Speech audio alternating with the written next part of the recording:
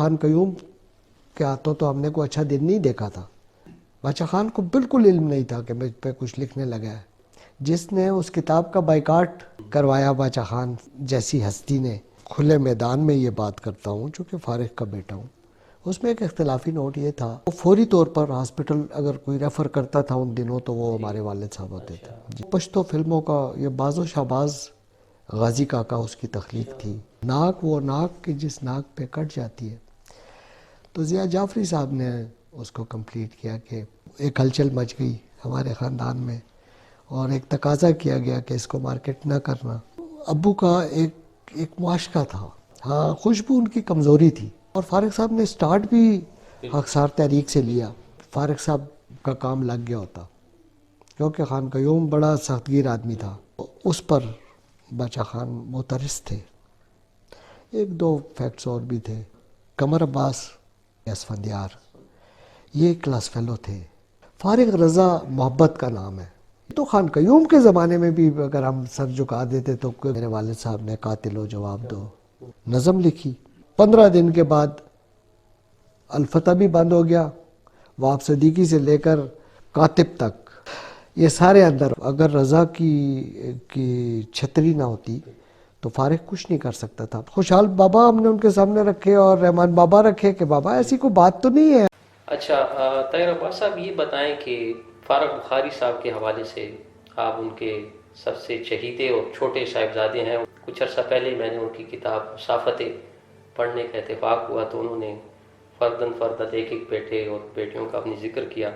تو سب سے آخر میں انہوں نے لکھا تھا کہ طاہر عباس میرا بڑا چہیتا بھی ہے اور گھر کے سارے معاملات بھی وہ ڈیل کرتا ہے، کیونکہ آپ کا جو خانوادہ ہے ظاہری بات ہے سیاسی گھرانہ ہے، آپ کے والد صاحب پھر آپ کے بھائی، تو ظاہری بات ہے کہ وہ ساری ذمہ داریاں آپ پر تھی.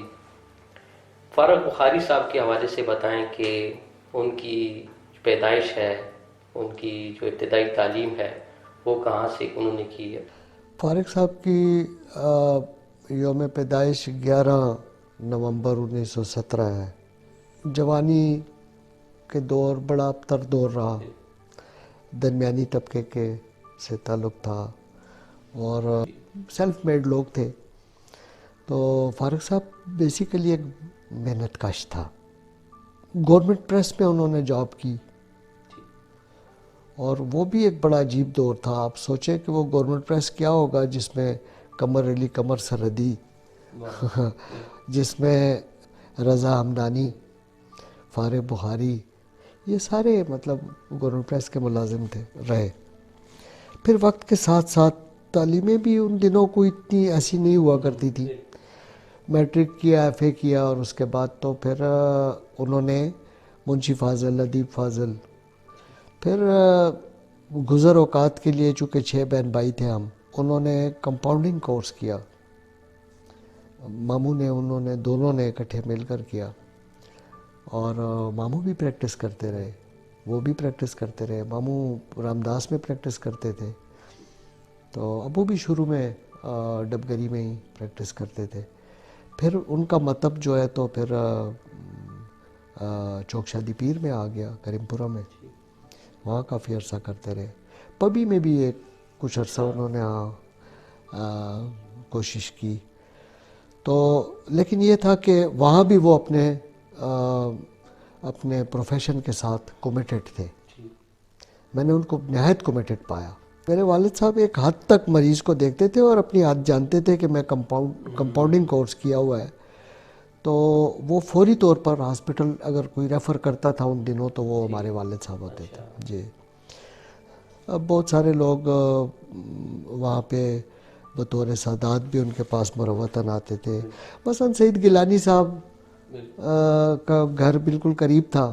اس قسم کی بہت ساری شخصیات وہاں پہ. بلکہ سعید گیلانی صاحب کا آپ نے ذکر کیا ہے تو چونکہ وہ ان کے شاگرد بھی رہے ہیں گیلانی صاحب، اور وہ بتایا کرتے تھے اکثر کہ میرے استاد کی دکان پر یعنی فارغ بخاری صاحب کے کلینک پر شام کو مریض کم شاید ادیب زیادہ ہوا. بجائے بالکل بجائے، بلکہ ان دنوں ادبی محافل بہت زیادہ ہوتی تھی.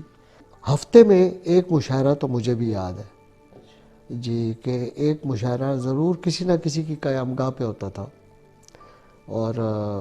اور باقی یہ اصلاح لینے کے لیے اور غزل سنانے کے لیے اور غزل سننے کے لیے یہ تو ہمہ وقت چلتا تھا. ہمارے والد صاحب کا مطلب میں واقعی مریض کم اور ہاں شعراء مریض زیادہ تھے. اور بہت سارے ہماری بیٹھک کے بعد اگر وہ میں سمجھوں تو وہ مطلب میں بہت سارے بچوں کو دوستوں کو بھائیوں کو ڈیولپ ہوتا ہم نے دیکھا. ایک نام انسخ سعید تھا, سعید انسخ جی, وہ اسے بڑی شوق تھا کہ میں جیسے سعید گیلانی صاحب کو شوق تھا فلم کا تو ان کو بہت شوق تھا. تو قتیل شفائی صاحب کو اب ان دنوں تو ٹیلی فونیں بھی نہیں تھیں تو ابو خط لکھ کر دے دیتے تھے تو وہ وہاں پہ تو سعید انسخ گیا. 2 آدمی مجھے, میں ابھی تک بہت سارے لوگ بھیجے ہوں گے لیکن 2 آدمیوں نے بڑا کلک کیا. ایک اس میں سعید گیلانی تھا جو گیت نگار تھا اور جس نے بڑی اپنے وقت کے لازوال گیت اس نے لکھے. اور میں سمجھتا ہوں کہ ماہناز اور ناہید نے اگر کوئی گایا تو سعید گیان اور جہاں ان کو گا گئے. تو دوسرا بندہ جو یہ انسخ سعید صاحب تھے یہ بھی شاعری کا چھوٹا موٹا شوق رکھتے تھے لیکن ان کو فلم کا بڑا شوق تھا. تو آپ دیکھیں قتیل صاحب نے ان کو نگرانی میں لیا اور پھر وہ پشتو فلموں کا یہ باز و شہباز اس کی تخلیق تھی, غازی کاکا اس کی تخلیق تھی. اچھا طاہر عباس صاحب یہ بتائیں کہ فارغ بخاری صاحب کا ادبی سفر جب ہم دیکھتے ہیں تو باقاعدہ طور پہ ان کا آغاز کب سے ہوا؟ اگر ادبی سفر کا آغاز شعر کہنے کو کہتے ہیں تو وہ بہت ارلی ہو گیا تھا. اور پھر چونکہ ان کو حوادث زمانہ نے دم نہیں لینے دیا تو وہ تو ایک زمانہ وہ بھی تھا کہ جب وہ پشاور چھوڑ کر باہر چلے گئے, انڈیا چلے گئے اور وہاں پر انہوں نے بڑی خاک چھانی. تو وہ ان کا بڑا عجیب دور تھا. پھر وہ واپس آئے, لڑتا رہا وہ شخص, لڑتا رہا. فارغ اور رضا جو ہیں یہ جد و جہد کا نام ہے. میں سب سے چھوٹا ضرور تھا, چہتا بھی تھا, لیکن میں سمجھتا ہوں میں بڑا ریچ ہوں اس معاملے میں کہ جو دور میں نے دیکھا یہ وہ دور تھا نا کہ جب وہ بچے کو انگلی سے پکڑ کر پھراتے تھے. یعنی ظفر بھائی کو بھی ادبی محفل دیکھنا نصیب ہوئی, قمر بھی بھائی بھی جاتے رہے, لیکن مجھے بہت زیادہ قربت رہی چونکہ میں ابو کے بہت قریب تھا سب سے چھوٹا ہونے کے ناطے.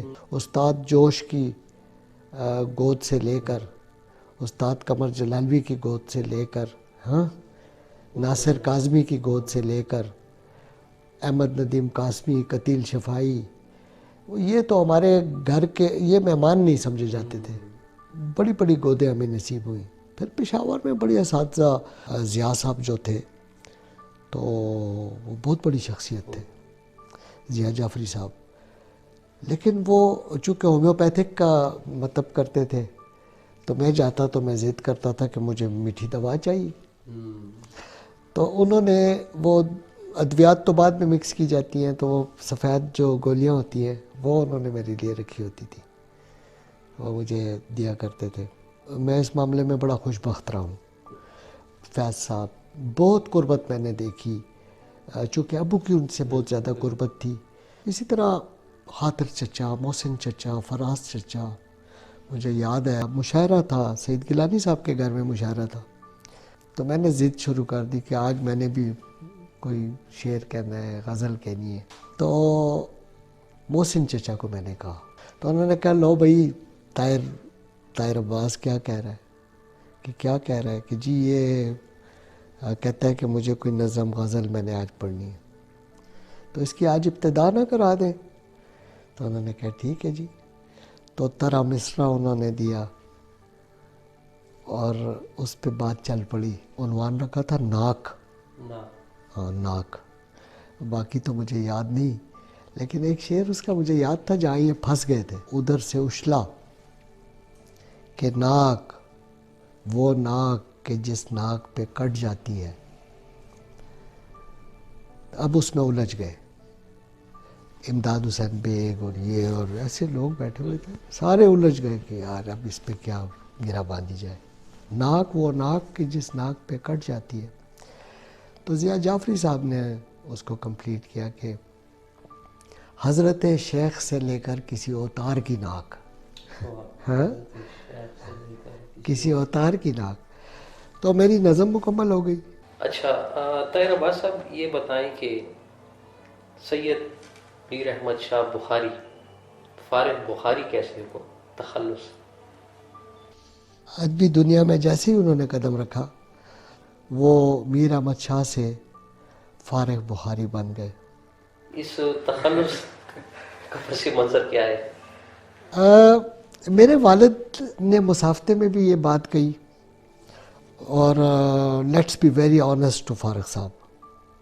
اور انہوں نے جو خاکے لکھی البم, اس میں بھی ان کا ایک خاصا رہا. تو میں نہیں سمجھتا کہ فارغ صاحب نے تو یہ مصافحتیں ہماری جب آئی تو ایک ہلچل مچ گئی ہمارے خاندان میں, اور ایک تقاضا کیا گیا کہ اس کو مارکیٹ نہ کرنا.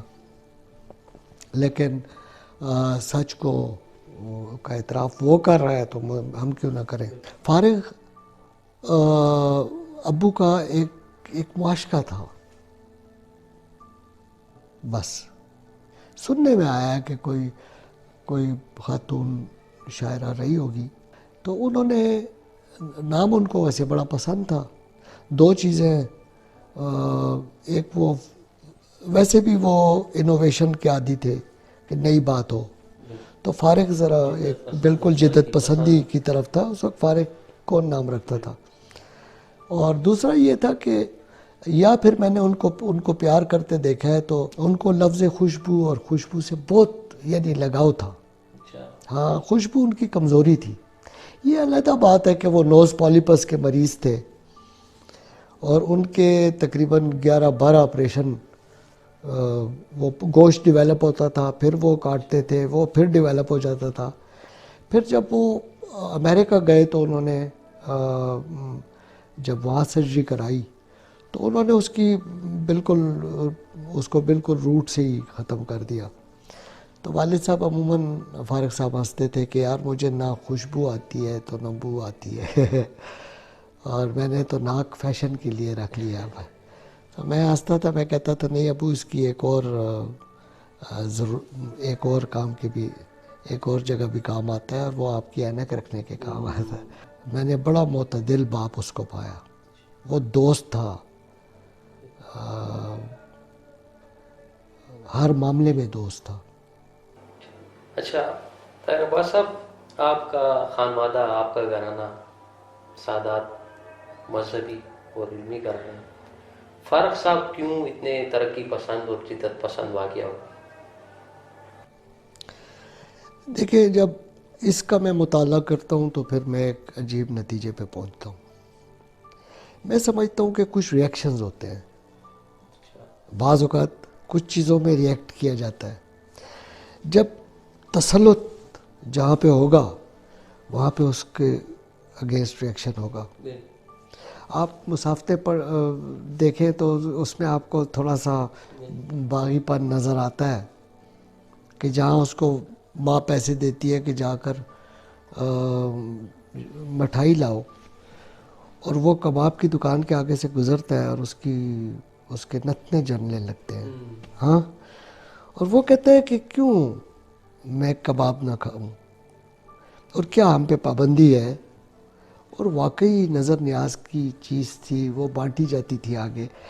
اب وہ ان فلاسفیز کو دیکھیں, حقیقت پسند آدمی ہے اور ساری عمر اس نے طبقاتی جنگ لڑی. ایک وقت تو ایسا تھا نا کہ جب وہ بڑے کڑ گئے تھے, وہ رہا ہو کر آئے, ہم گلبہار میں تھے اور مجھے یعنی بڑی خوشی ہو گئی کہ بابا آ گئے.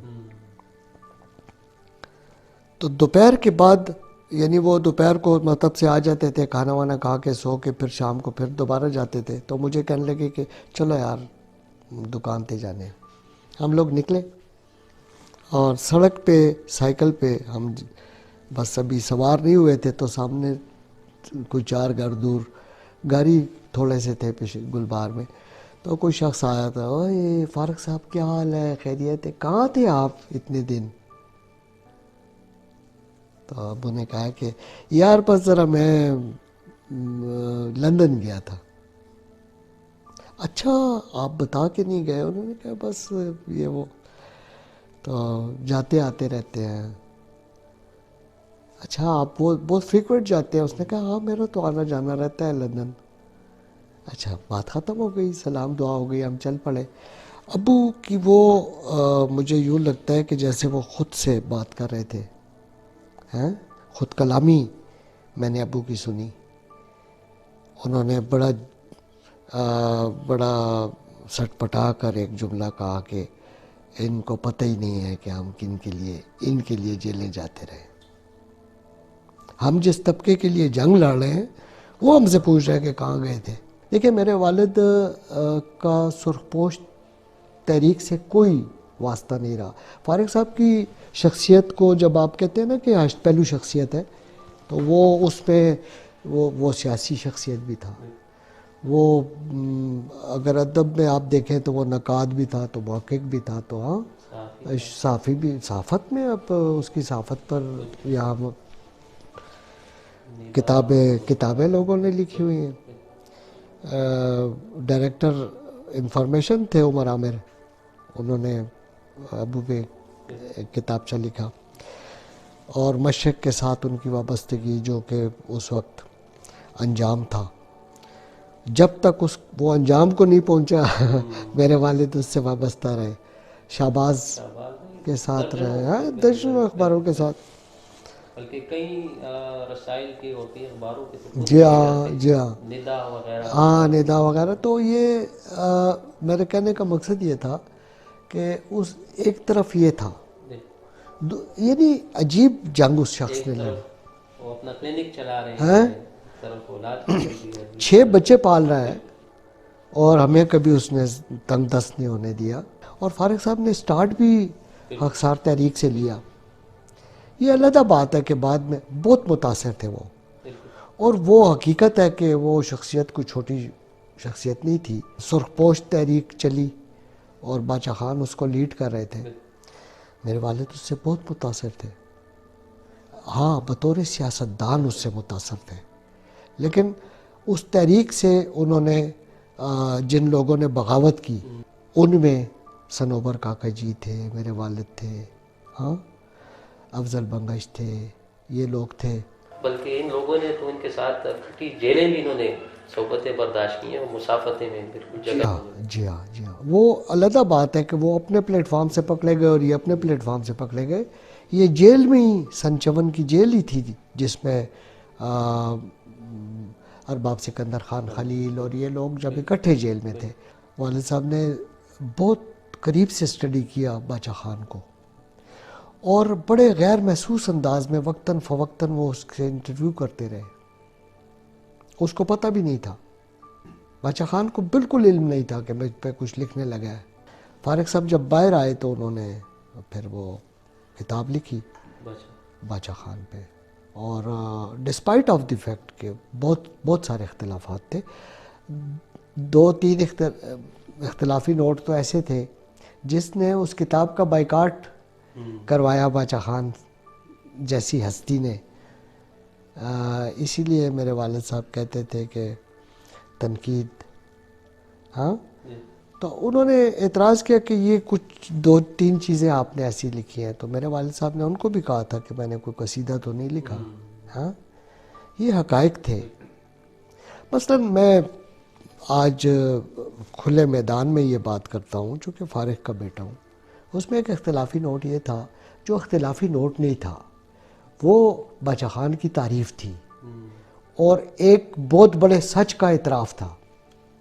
مثال کے طور پر خان قیوم کے ہاتھوں تو ہم نے کوئی اچھا دن نہیں دیکھا تھا، وہ تو میری نانی اگر تحریک پاکستان کی سرگرم ان خواتین میں نہ ہوتی جنہوں نے ڈاکٹر خان کے جا کر جھنڈا گاڑا تھا،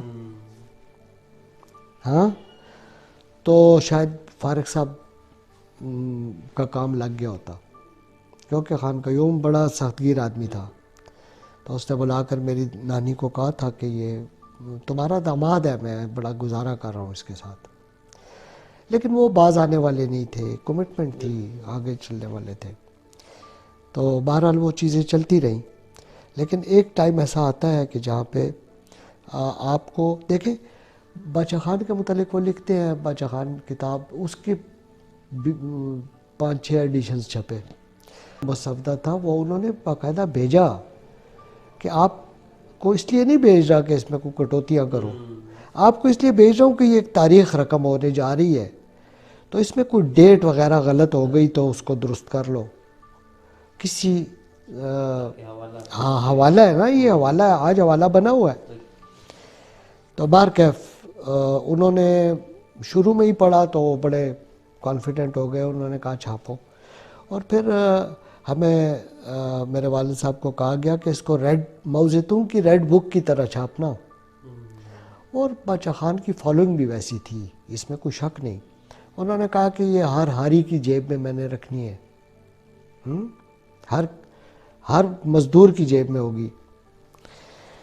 وقت نے ثابت کیا کہ میرے والد نے بعد میں یہ مزدور کسان جو تحریک تھی، اس میں اختلاف رائے یہ تھا کہ آپ کی سرخ پوش تحریک میں کچھ وڈیرے شامل ہوئے ہیں جو اس کو سبوٹاج کرنے کی کوشش کر رہے ہیں. تو یہ مزدوروں کی، ہاریوں کی، کسانوں کی تحریک نہیں رہی.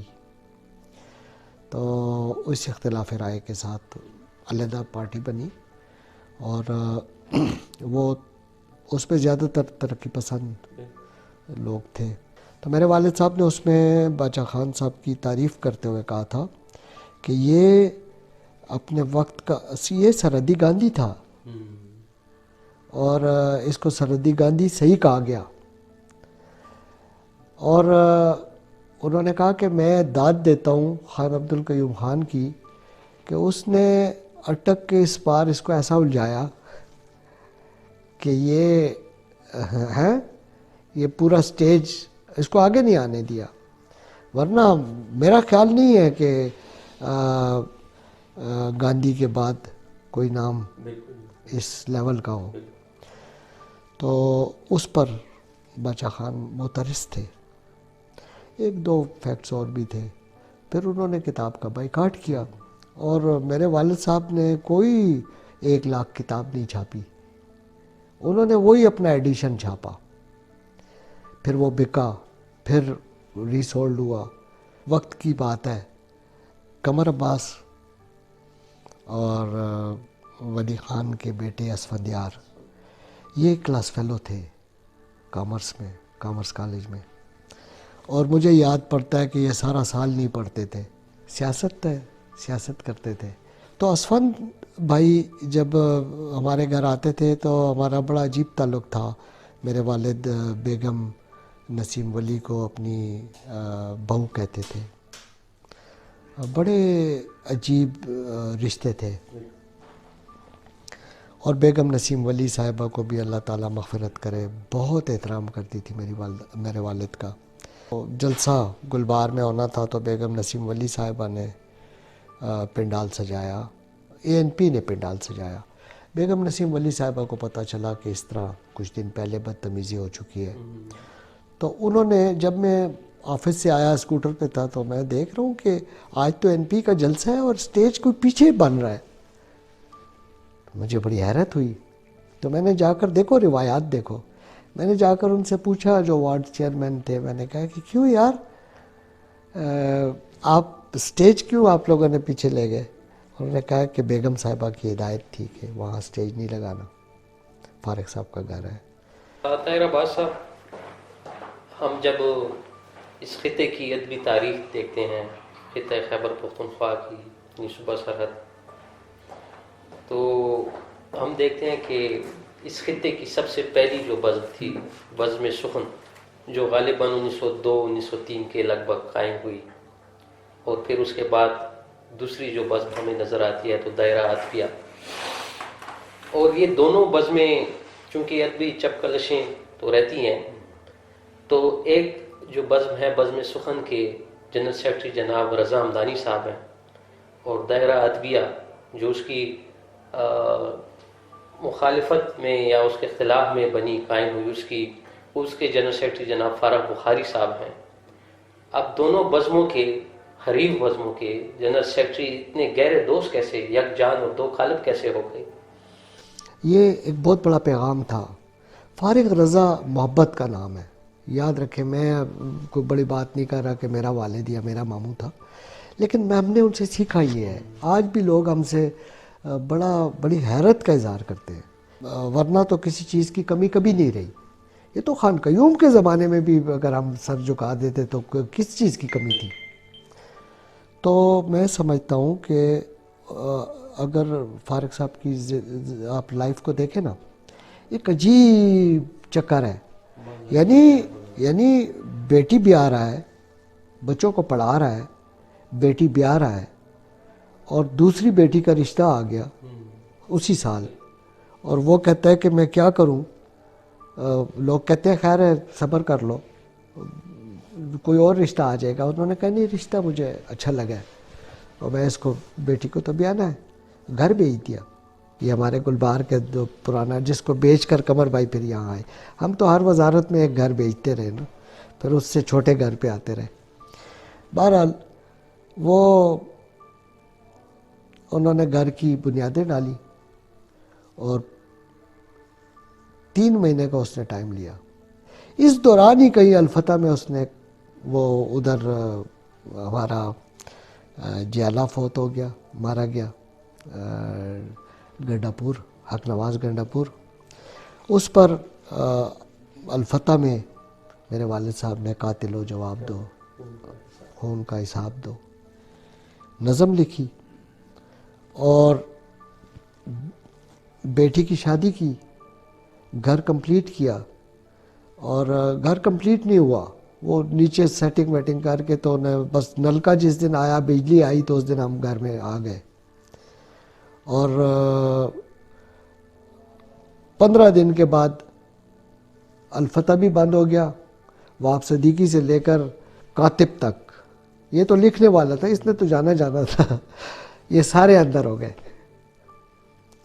تو اب دیکھو کہ وہ چومکھ ہی لڑ رہا ہے نا، یعنی اس نے کوئی دقیقہ فروگزاشت نہ کرنے والی بات ہے کہ ہر محاذ میں، ہر جگہ پہ پورا انصاف کیا اس نے۔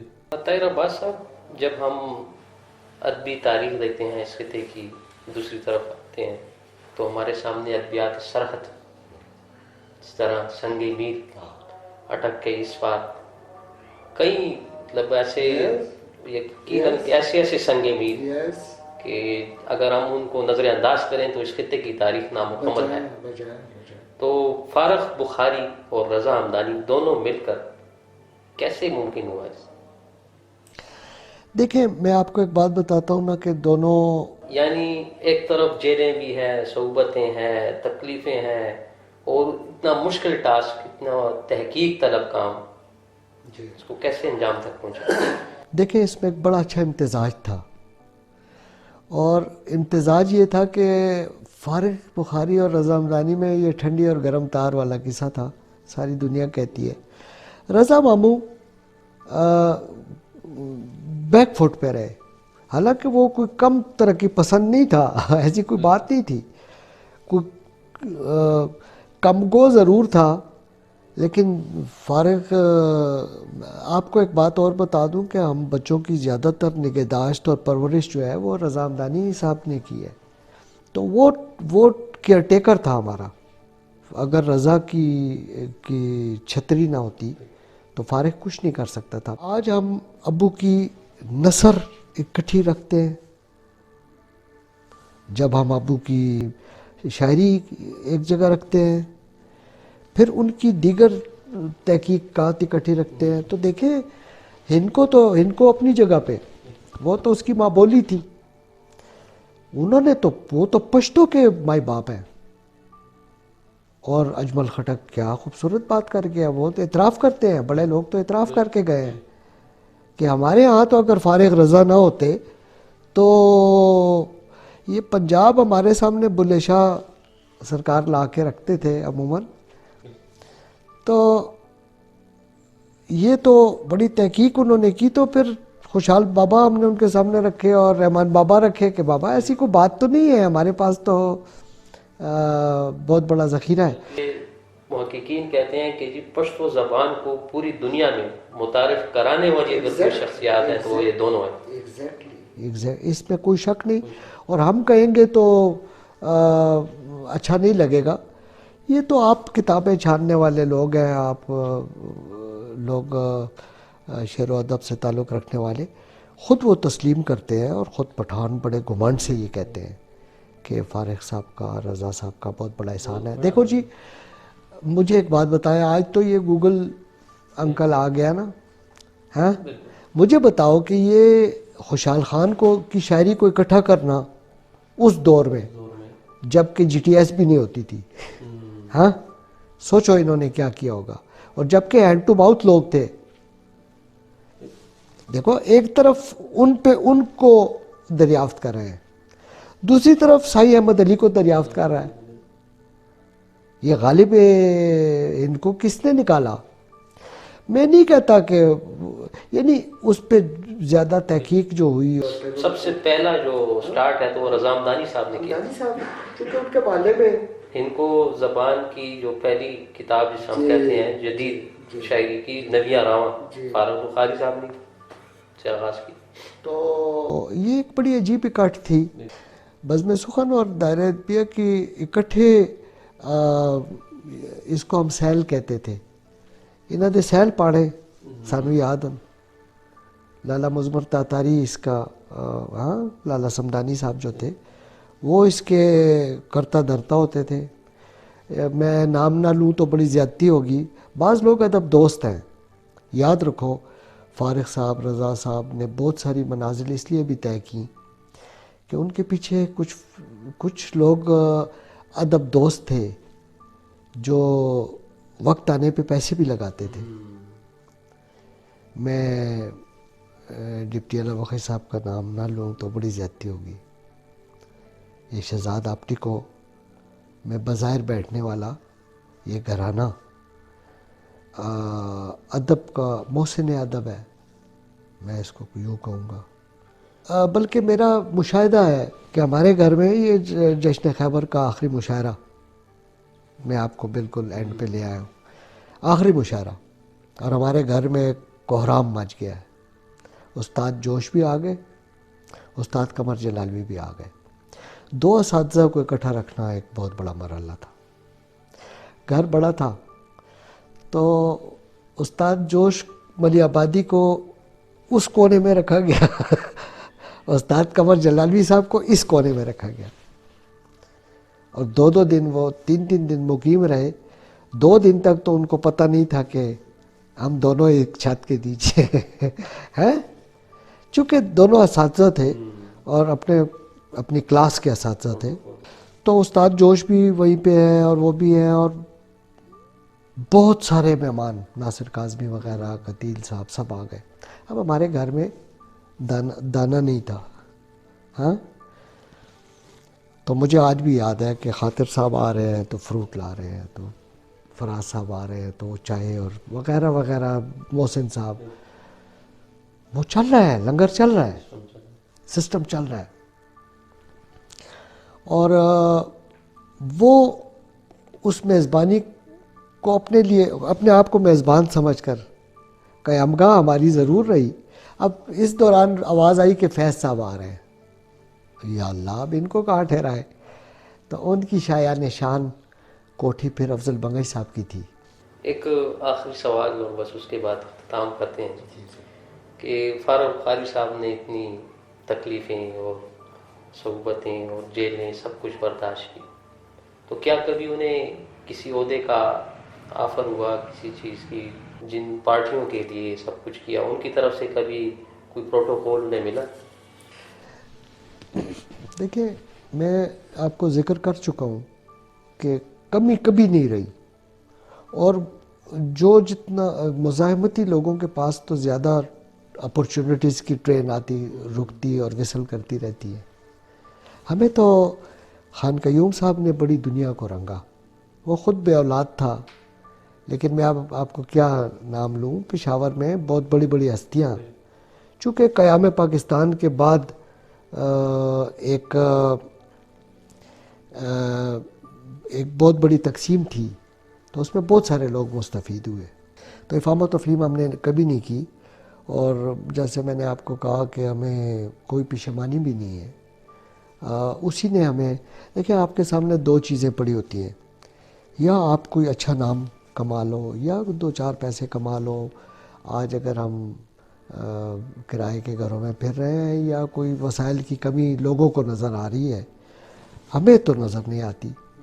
ہم تو سمجھتے ہیں کہ جو انسانی بنیادی ضروریات ہیں وہ رب ذوالجلال نے ہمیں عطا کی ہیں. اور پھر آبویس سی بات ہے کہ اگر آپ مجھ میں فارغ صاحب کو ڈھونڈیں تو یہ آپ کی غلطی ہے.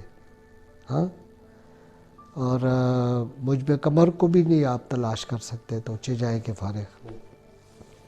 بس یہ کہانی ہے ہماری خاندان کی اور فارغ صاحب کی. امید کرتا ہوں ناظرین کہ ہماری یہ آج کی کاوش آپ کو یقیناً پسند آئی ہوگی. تب تک اپنے میزبان ابھی اویس صاحب کو اجازت دیجیے، اور انشاءاللہ ایک نئے پروگرام کے ساتھ آپ کی خدمت میں دوبارہ حاضر ہوں گے. بہت شکریہ.